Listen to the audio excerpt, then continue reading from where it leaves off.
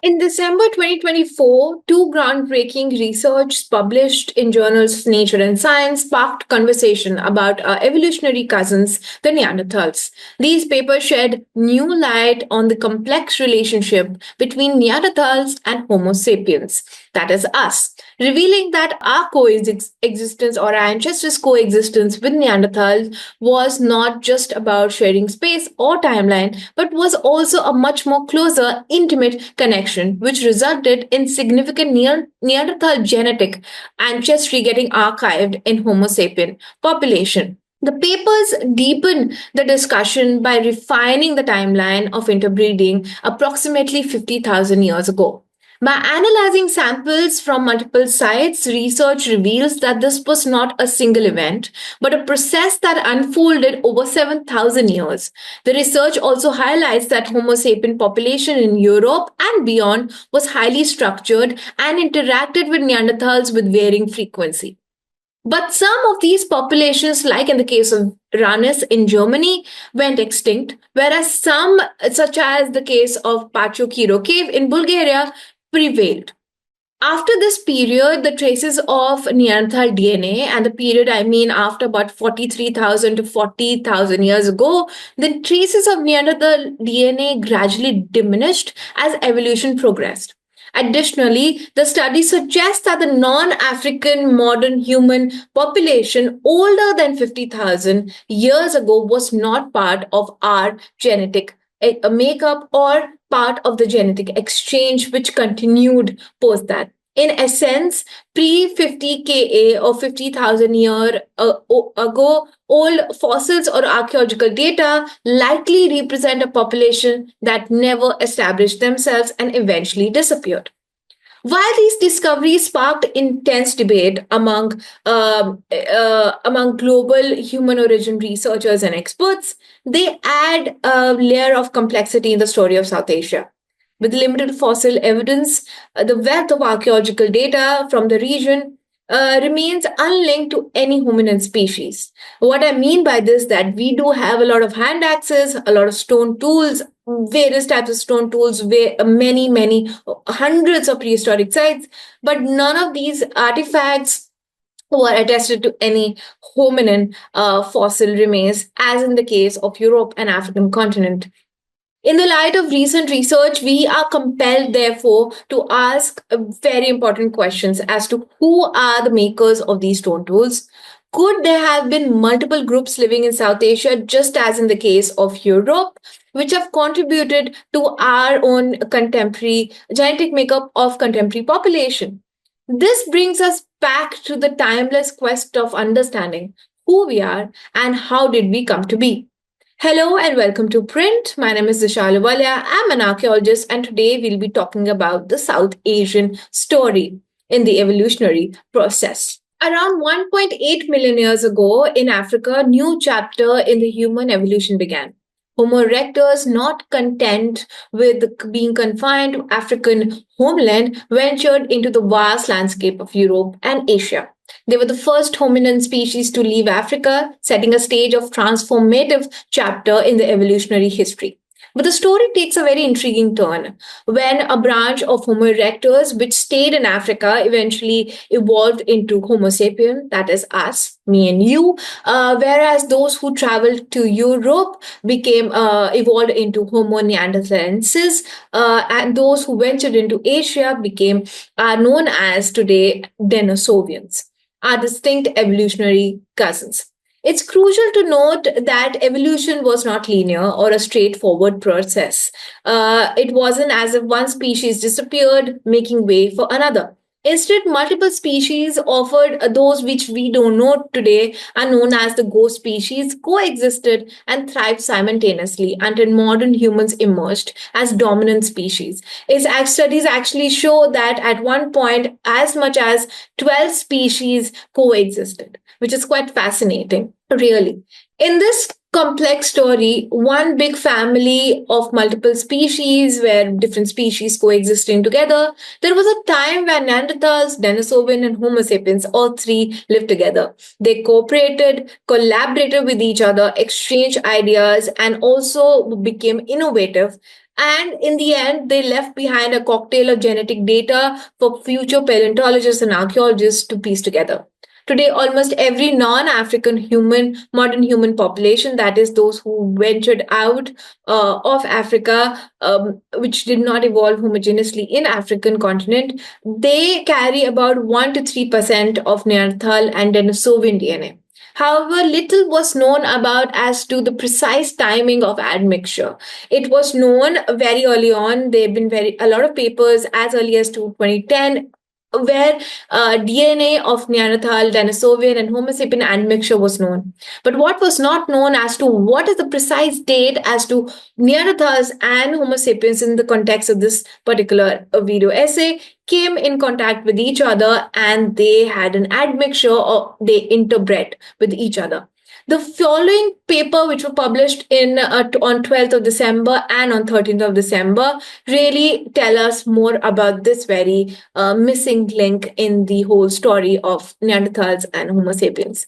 The paper published in Nature on 12th December, led by Arif P. Sumer, published the findings where they have analyzed 7 individuals who lived about 45,000 years ago in Ranis in Germany, and the study compared it with the genetic data or Zalti-Kuhn in Czech Republic, which is dated to about 47,000 years ago. Please pardon my pronunciation if I'm not pronouncing the terms correctly. The results therefore revealed that there was a familial connection between the Ranis and the Zlati Kuhn individuals. What it meant was that the people who were living in the Ranis, the genetic data of the people who analyzed from Ranis in Germany and from Czech Republic, they sort of have a sort of shared ancestry.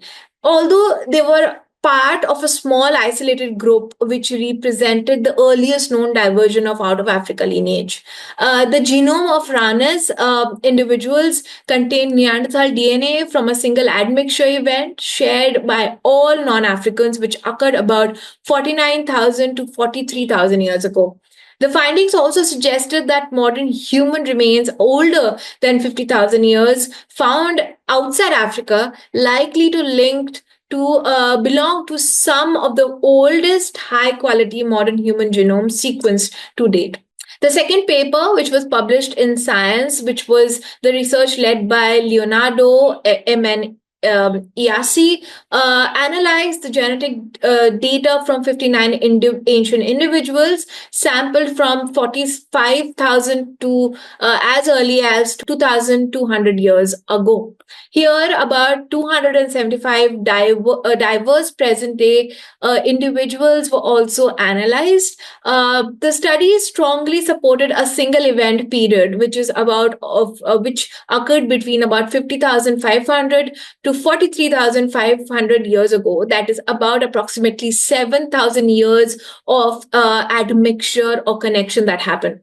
The study also showed that there was no interbreeding evidence of interbreeding post 40,000 years ago, as it's observed in genetic data. So what it means by this, the paper published by Iasi in Science suggests that there was a 7,000 years of intense interbreeding and connection between Neanderthals and Homo sapiens, and about after 43,500 years ago, about 43,000 years ago, the intensity of genetic marker of Neanderthal DNA in Homo sapiens sort of diminished, and about 40,000 years ago, that evidence of any interbreeding was not found at all.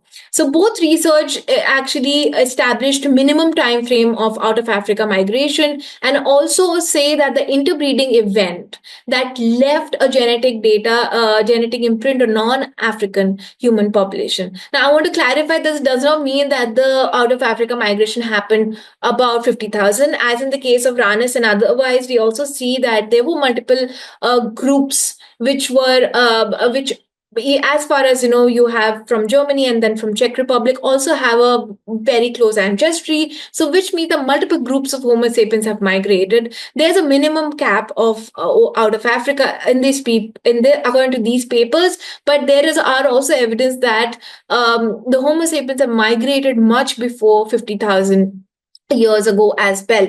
What these paper concludes that the pre 50 ka population of modern humans or Homo sapiens did not actually led to our genetic makeup. They probably have died down at one point, and then there were multiple migration events that were happening at the same time.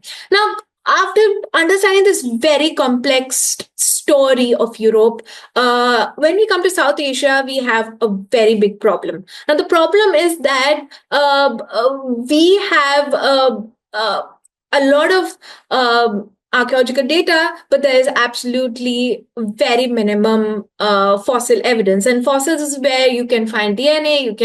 You can sort of find out the hominid species that were there at that one point, and you can sort of link your archaeological data in the context of a particular species. Now, South Asia, which includes big countries like India, Pakistan, Sri Lanka, Bangladesh, amongst others, they have a rich archaeological heritage, and especially prehistoric heritage. In the case at one site, which is Tirupakam in Tamil Nadu, is a very important site when we talk about the South Asian story. The site's research is attested to Dr. Shanti Pappu, Akhilesh Kumar, and others of Sharma Center for Heritage and Education. Here, when they excavated the site, they dated samples. They dated the Lower Paleolithic as well as Middle Paleolithic dates, and both the dates of Lower and Middle Paleolithic are fabulous, and because they sort of break preconceived notions. For instance, the Low Paleolithic date from Athirapakkam is 1.7 to 1.5 million years ago.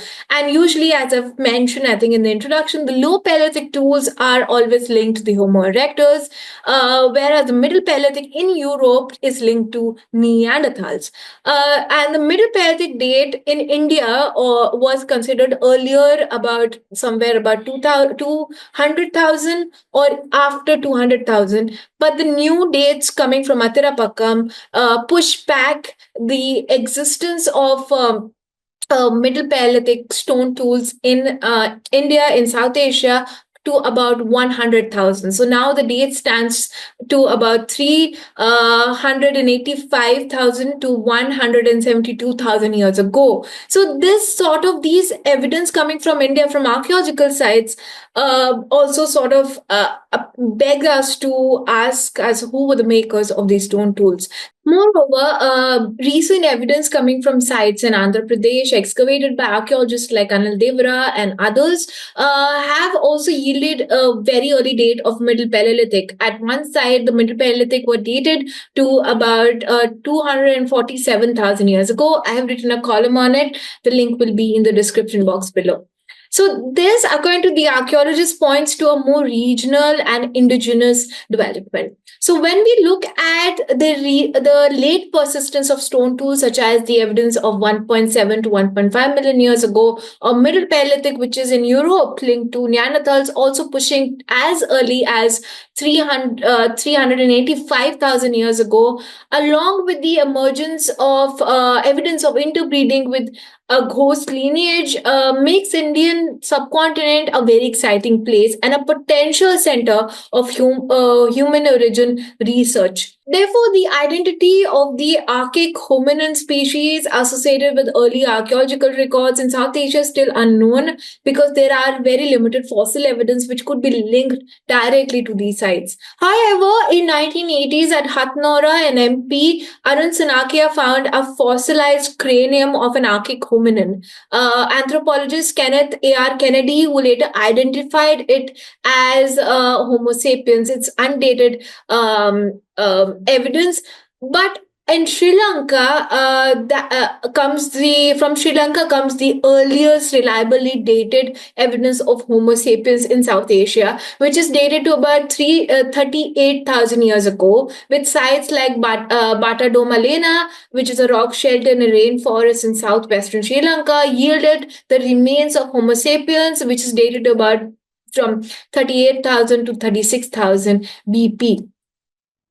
South Asia, however, which is surrounded by a lot of sites from in Saudi Arabia, be it Iraq, Shanidar caves or Jagras Mountains in Iran, or in Uzbekistan, the Tashiktash, or you have very close to the northern Himalayan ranges, which is in Tibetan Plateau. You have Beshia Kars Cave, where the evidence of Denisovans have also been found. So, if you look at the geographical position of South Asia, it's a sort of dotted with evidence which talks about early human or hominin, Homo sapien and Neanderthal, or Homo sapien or Denisovan interaction.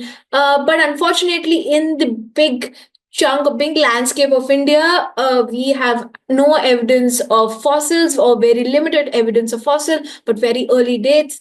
And the earliest evidence in South Asia comes from Sri Lanka, which is quite fascinating and sort of talks about how we need to sort of keep on working, because if there are stone tools, there has to be remnants of those who've made the stone tools. So amidst this diverse archaic landscape, in landscape of archaic hominins, South Asia is therefore a very unique yet overlooked plays a very unique yet overlooked role in the grand evolutionary narrative. Often sidelined due to the lack of fossil evidence, the region's rich archaeological heritage is a testament to a complex and nuanced life lived by Homo sapiens and also by our archaic hominins. It reminds us that although fossils may be few, echoes of ancient life resonates through the land, telling us the story is far from finished. Thank you so much for listening. And it sort of reminds us that we've never been alone. We've never had an isolated evolutionary event, and that Homo sapiens, we carry Neanderthal DNAs. We carry a lot of things which protects us, which are advantageous for Homo sapiens, who became this dominant species, comes from Neanderthals, such as our ability to fight cold weather comes from Neanderthals. A lot of studies have been done who talks about the wonders that Neanderthal DNA has done to Homo sapiens. So if you ever go and hear this phrase that you act like Neanderthal, meaning that Neanderthals are archaic and they have not, they are primitive, and putting somebody down saying that, oh, he acts like Neanderthal, tell them this story. Tell them that we all carry our remains of our distinct ancestors. We carry DNA of Denisovan and Neanderthals, and tell them about the story of early humans and how our ancestors have gone through a lot of interesting events to be where we are. Thank you so much for listening, and for such more interesting stories, follow Print for more.